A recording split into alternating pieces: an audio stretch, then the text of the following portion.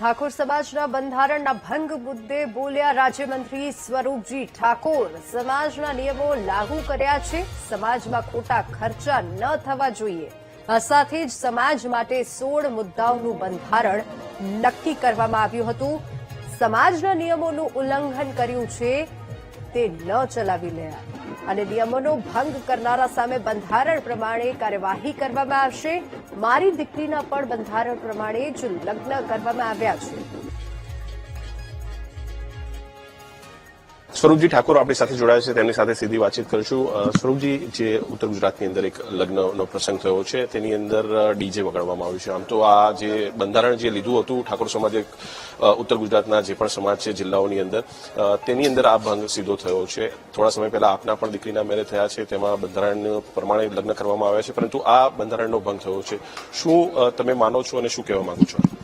ખરેખર જ્યારે સમાજ નિર્ણય લેતો હોય સમાજના ઉત્થાન માટે, સમાજની પ્રગતિ માટે અને સમાજની સાચી દિશામાં જવા માટેનો જ્યારે નિર્ણય હોય તો એ નિર્ણયનું પાલન આપણે કરવું જોઈએ। જે થયું એ ખોટું થયું છે, પણ હવે આવું ન થવું જોઈએ એવી બધાને સમાજને હું વિનંતી કરું છું કે સમાજના નિયમો પ્રમાણે જ પ્રસંગ કરો। શું કરવાના છો આ સંદર્ભે? જે પણ સમાજના લોકો, જે આગેવાનો છે તે એકત્ર થવાના છે, ચર્ચા કરવાના છે, કારણ કે મૂળ તો સમાજના આગેવાનોએ આ જે બંધારણ છે તે બનાવ્યું છે।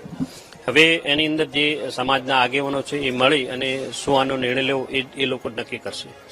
ખાસ આ જે સમાજનું બંધારણ જે ઘડ્યું છે સમાજનું, એ સંદર્ભે ડીજે વગાડવા સંદર્ભે પણ થોડા સમય પહેલા જાહેરમાં વિક્રમ ઠાકોરે કહ્યું હતું, જ્ઞાનીબેનને પણ નિવેદન આપ્યું, આ પણ એ સ્ટેજ ઉપર હાજર હતા। શું આગેવાનો આ સંદર્ભે વિચારણા કરી રહ્યું છે કે આ સંદર્ભે શું કરવું, અથવા 1 વર્ષ પૂર્ણ થાય, કારણ કે જ્ઞાનીબેને પણ એ વખતે કહ્યું હતું કે 1 વર્ષ સુધી હજુ રાહ જોઈશું।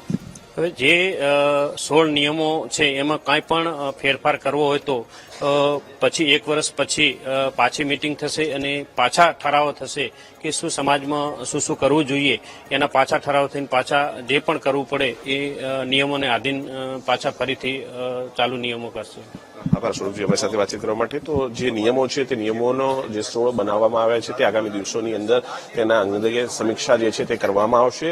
ખાસ આ જે કિસ્સા છે તેની અંદર નિયમોનો ભંગ થયો છે, તે 16 મુદ્દાઓ અંતર્ગત આવતું નથી, અને ખાસ આ જે નિયમો ઘડ્યા છે તેને લઈને કમિટી આગામી દિવસોની અંદર બેસશે અને નિર્ણય કરશે। કેમેરામેન શાયર શર્મા સાથે મેહુલ દેસાઈ, ગાંધીનગર।